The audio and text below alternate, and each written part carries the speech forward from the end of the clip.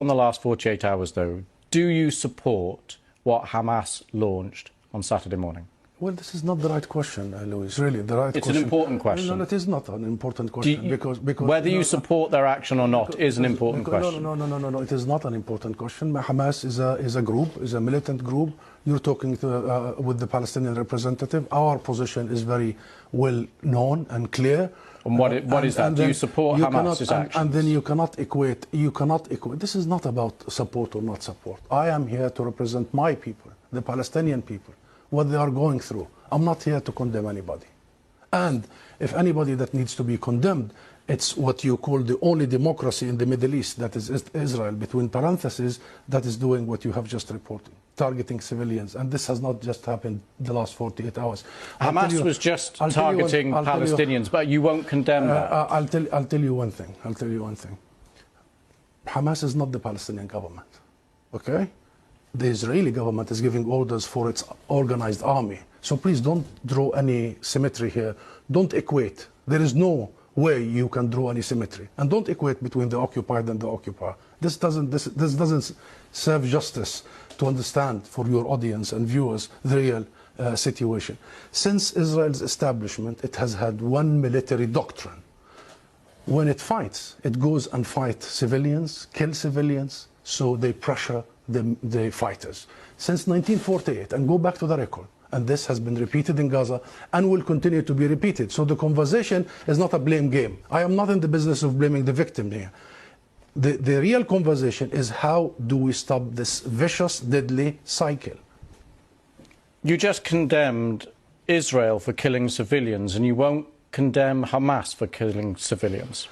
How many times you have interviewed Israeli officials, Louise? Hundreds of times.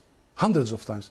How many times Israel have committed war crimes right live on your own cameras? Do you start by asking them to condemn themselves? Have you? You don't. You don't. No, I'll answer that question. You don't. You know why I refuse to answer this question? Because I refuse the premise of it. Because at the very heart of it is misrepresentation of the whole thing. Because it's the Palestinians that are always expected to condemn themselves. I mean, come on, this is a political conflict. We have been denied our rights for a long time. So this is the wrong starting point. The right starting point is to focus on the root causes, is to try and get out of this extreme dark tunnel, as opposed to this business by BBC and the mainstream media for 75 years. You bring us here whenever there are Israelis who are killed. Did you bring me here when many Palestinians in the West Bank, more than 200 over the last few months? Do you invite me when there is such Israeli provocations in Jerusalem and elsewhere?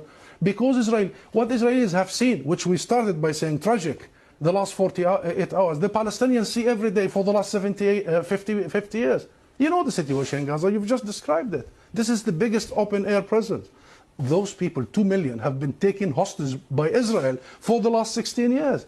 So I'm saying this just to say, Louise, perhaps this is about time we abandon this rhetoric, very dangerous, this framework, and we start giving people the real ugly truth sometimes. What is the solution in your eyes? International law. That's it. What does that mean? The equal application of international resolutions and law and legitimacy, as you did in Ukraine. Would you bring the Ukrainian ambassador here and start asking him to condemn some of his fighters? We need to fully and equally apply the rules that were created by the League of Nations after the horrors of the Second World War. We need to make sure that Israel is not the exception. It has been for the last 75 years. We need to make sure that nobody is above the law. Britain is renowned, Louise, for the rule of law. I think that's the solution. Israel is an occupying force. It is responsible to provide protection for the people under its occupation. And should they commit crimes and crimes against humanity in the coming hours and weeks, it must be held accountable by the international community and the international judicial system. Husam Zomlit, thank you very much for coming on the programme. Thank you.